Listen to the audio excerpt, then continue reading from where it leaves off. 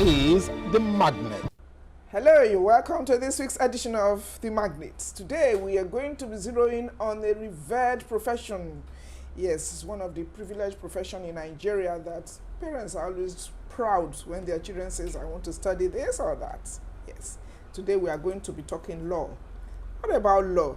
We have a magnate who is equal to the task, who more or less a scion of a global figure, a name that you will hear, you will shiver when you talk of the justice system in Nigeria and even globally. Who are we talking about? Let us give you his citation. When we come back, it will sure be an interactive session with our magnate for the week. We'll be back shortly.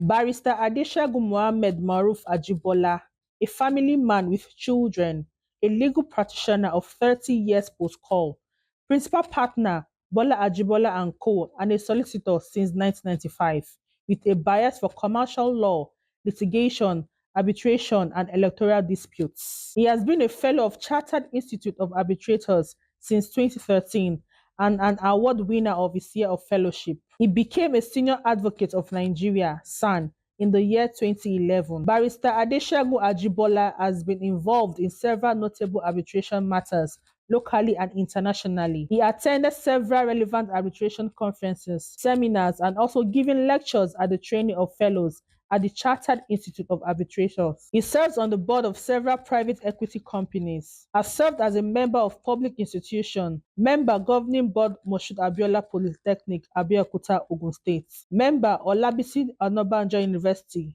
and he is presently a member of the board of trustees, Crescent University, Abeokuta, Ogun State. He is also a member of Institute of Directors and several social and sports clubs. Welcome back. This is the Magnate. You've seen the citation of our Magnate for the week, and I'm sure you are getting ready for the program to unfold. It's a great pleasure to welcome to the program Barrister Maruf Adeshagun Ajibola. You're welcome to the program, sir. Thank you very much. Now, the law profession. Must we know about the law profession? For the benefit of those that are thinking to embrace it, those in it, for the generality of the public.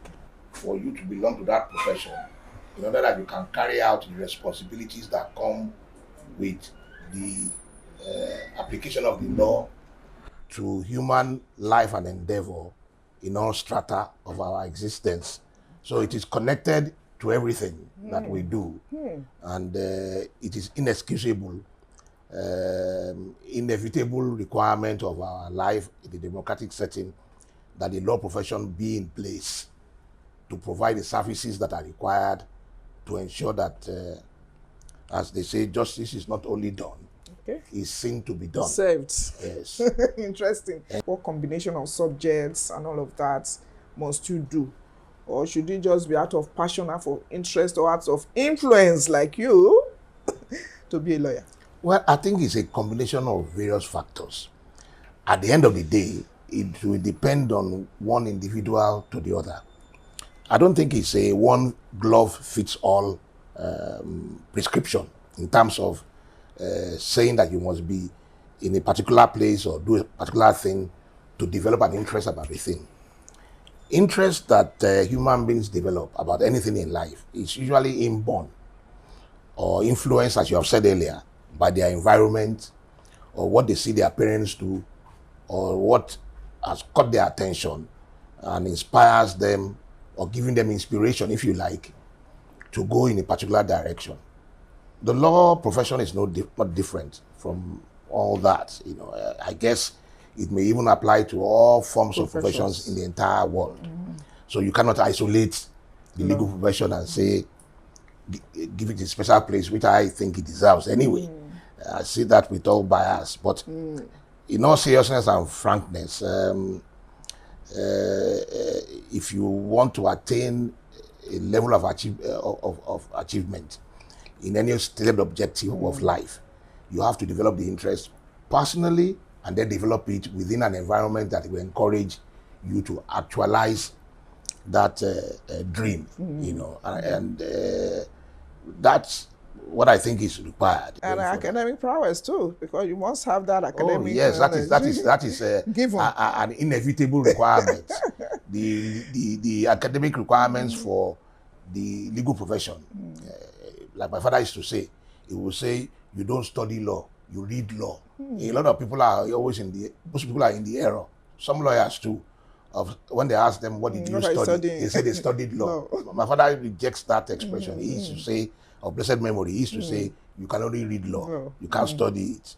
But I guess in reading it, studying it comes into context.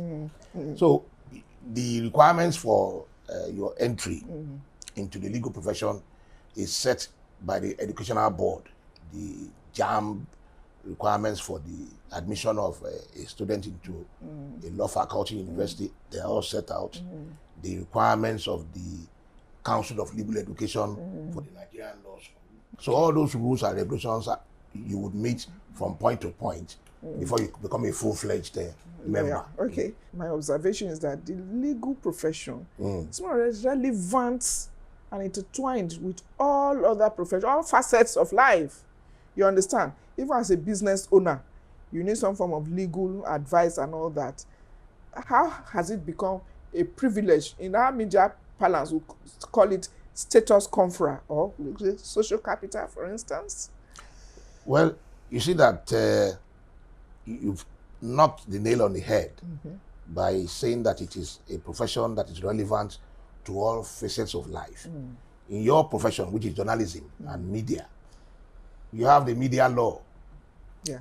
In sports, we now have sports law. In aviation, we have aviation law. We now have medical law.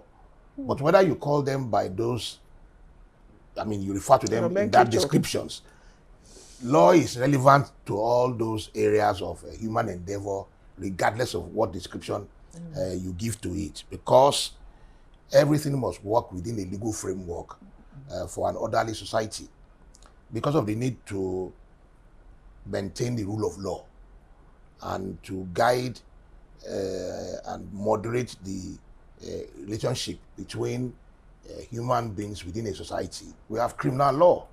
You know, there are crimes in every society of all forms, where penalties and imprisonments are prescribed for certain offenses, which require that they be dealt with in that manner. So the need to familiarize yourself with the law of the land as much as possible so that you don't run foul of it is important, because as we say in the administration of justice, ignorance of the law is no excuse. Exception. Exactly. So law remains an inevitable reference point of our human life and endeavor. Interesting. We're still chatting with Barrister Maruf Ajibola, the proprietor of Crescent University, Abeokuta. This is yet another chapter posthumously that he is being able to speak to the world more or less after his demise. When a young lad was born several years ago, even into a royal home, little would he know, or would anyone imagine, that he would live to become an international icon who will continue to be celebrated even in death. This is a reflective appraisal to best describe the gleam, the glam, and euphoria that greeted the official presentation of the book titled Tribulations and Trophies of Prince Bola Ajibola, as he documented his life in his own words. As we begin this momentous occasion, we want to commit this gathering to the hands of the Almighty God, that he continue to bless the soul and memory of our late founder, our late father, George Bola Ajibola.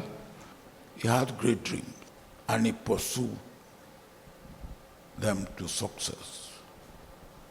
Particularly, his dream of being a great lawyer. Bola was a great philanthropist. Anything we did when Bola was alive, at the Owu Baptist Church, even though Bola was a Muslim, Bola will make sure that he made contribution. History has it that he became far more committed to his dean when he first refused admission into a missionary school because of his Muslim name. Rather than compromise his confessed faith, he became more committed to the deen, hence the creation of the Islamic Mission for Africa, which also gave birth to the Crescent University at Abeokuta, yet a great citadel of learning in Nigeria for both Muslims and non-Muslims. I'm a witness to Judge Bola Ajibola's service to Nigeria, his tireless commitment to legal reform that helped advance Nigeria's commercial fortunes and institutional resilience. I recommend that you read this book. It is beyond disputation that Prince Bola Shodun Ajibola was a man of many parts.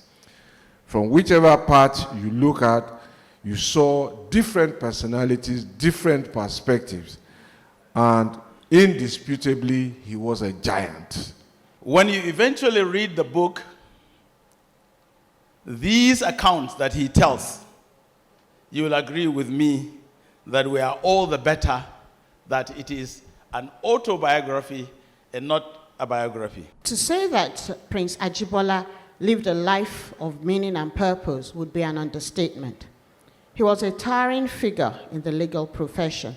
Following the magnanimous respect paid to the revered and highly esteemed author by the executive governor of the state, what followed was a fully anticipated and not unusual pomp and pageantry which colored the formal presentation of the book by several of the distinguished guests who took their turns to launch the book, especially amongst which was the special announcement of the donation of a building in commemoration for the book launch by a foundation led by Funke Karim. When you see him back home, you will not believe that it is the same man. He will sit in the court of, we have what we call this Owu Traditional Council. You will see him there, at peace, at home, at ease with his people. This is a great remembrance of my husband. So I'm very grateful to God Almighty. It's a very important thing that we're doing today for late Prince Bola Ajibola. He was a very prominent person, as we all know, known worldwide, accomplished in many respects. But it's not how long you've lived, but how well, and above all, what legacies. It's a reflection of the importance of His Excellency Prince Bola Ajibola and his achievement. Amazing. I mean, the Ajibolas are family to me, but just to see what they've done is just excellent and outstanding. I'm really proud of them. I'm very happy. He was just an epitome of what service should be, what a human being. And I am particularly impressed that Papa sold all he had to establish a university. I recall when he was NBA president, because I'm also a lawyer, he was like a big towering figure. It gives us the life and times of a very great son of Ogun State. We were the firstborns of Crescent. All the experiments were on us. You know, my set was the second set. Welcome back. Colorful ceremony. And we have one of the offsprings here talking to us in the person, and in fact the proprietor, now the proprietor of Crescent University, Barrister Maruf Ajibola. You're welcome back to the program. Thank you very much. Talking about your the late founder, yes. You are, like I started at the beginning, yes. offspring this Kion as it were, because yes. of the kind of caliber. Yes. I mean, a judge of the global courts, as it were. Yes. Would you say he influenced the choice of profession? In a lot of ways. Some of the inspiration came personally, in terms of my seeing him and his activities in the legal profession with the Nigerian Bar Association. At times, when he finds time to find me somewhere he can get hold of me, he would take me to court with him and tell me this is that person, that is this person. And I began to know about a number of lawyers even before I left the university. Oh yes. And I think he did that deliberately because, of course, he felt it would be his pride to see me as his son come into the profession like he has done. And he believed in it very seriously. He couldn't dream of anything else. he would have done in his life other than the legal profession. He was married to it. In fact, he told me, he said, when you are in that profession, with due respect to our wives and the female gender, is that the legal profession becomes your wife, you know, practically, and that you must embrace her and live with her in harmony and peacefully, and hopefully it will determine your success in life if you are in that profession. I was just on my way out of university when he was Attorney General before then. So by the time he was going to the World Court and he was transiting from a 6-year period as Attorney General of the Federation of this country, I had already started to find my feet in the legal profession. He was larger than life for small people like myself. I find it, I don't even bother to think of fitting into his shoes because I don't think there's a competition here in the first place. And then again, I think everybody has come to life to run their own race. Yes. Okay, now, this legal profession, is it really very difficult? Because I observe that sometimes students will excel in the first degree level, but when they go to law school, which you're going to talk about, I mean the relevance of law school to the practice itself, they really don't make it as much as they do in the university. The way I see it is not as complex as you probably I'm painting it. You seem to be making it. Okay. Because vice versa too. You have people who didn't do well in university and excel when they get to the law school. But going beyond that, you have people who didn't do too well in university, who didn't do so well in the law school, and in practice, they've excelled positively and creditably and admirably and remarkably too. I know a good number of them. So I guess at times it has to do with the person. Your presence of mind, your dedication, your focus, and finding enough time to be in good focus of the challenges that come with education at different stages. Some take time to mature. You know, well, like I said earlier, we're all different people endowed in different ways. Some generally feel, oh, because I've not done so well in university, this is an opportunity for me to do better. So I think it depends on one individual to the other and the circumstance in which the event happened. Yes, those who don't do well in first layer of exams to qualify as a lawyer have an opportunity to do it again and then pass out. You know, and eventually most of them do qualify eventually. Crescent University, how do you think the legal department, faculty, has influenced positively on your students, particularly when you checkmate with those who have passed out? Yes. Professor Kazim Mamodu is the Dean of the Faculty of Law in our university here. We call it Bako Law, Bola Ajibola College of Law. And he has been in that position for quite some time now, admirably. And he's really done us proud. And one thing he has been doing recently that I found very positive and is worthy of emulation and commendation is that it takes his time out of the college to travel around to where our alumni are and visit them. Evaluation. Both those in the law school who have become alumni, even though they're in the law school, and everywhere else you can find them. It takes an interest in their development. It takes an interest on, it's like a follow-up process for him to visit our students, give them guidance. Mentoring and tutoring. Yes. So I asked him recently, why do you still feel the need to do this after teaching them, giving them education and all that in university? Why are you still going around chasing them? We didn't have anybody doing that for us in our time. He said, things have changed. He said, I will find out that the alumni build the institution.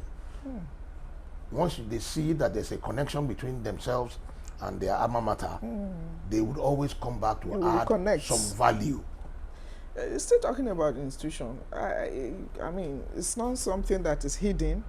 For some years now, we find that people of my gender, the female, have been topping in the performance. Maybe the narrative changed once or twice, but how do you want to relate that to gender disparity when it comes to, is it distraction, concentration on academics, using Crescent as example? Well, I too have noticed that trend. In some ways, it's worrisome, because you wonder what the male gender is doing if they are not receiving education at this formative period of their lives. And I dread to imagine that anything else that I can imagine, and I don't want to make any references here, but your guess is as good as mine. I mean, what can be the distraction to young men these days that education means little to them? But in a way, there's some positive aspect of it. And I think a number of people who get child education, who they mentor, well, a lot of parents now know that it is an important requirement to ensure that the female get all the education they can get. But our male brothers who are distracted positively or negatively. I say positively in some sense. Look at the richest men in the whole world and tell me how many of them that you can refer to went to any higher institution or any university. Correct. Just tell me. Start with America. Yeah. Bill Gates, Elon Musk, Steve Jobs. They were all described as school dropouts. Yes. But the success that they have attained, even in this country too, the success that they are the employers of labor, they run successful businesses. So really, education is not necessarily the four corners of an institution. Now, as senior advocates of Nigeria, yes, you just briefly tell us about the justice system in the country, which I know that you even sit atop the chamber there in Lagos. Yes, it's a very touchy topic that you have made reference to, because the journey of it so far, I mean, let me just say, even in the last 2 decades, has been topsy-turvy. You know, it's like been a Humpty Dumpty ride, you know, for the legal profession, which includes the judiciary and the bar, and includes our criminal justice system and our court system and all that. But it is a reflection of the society at large.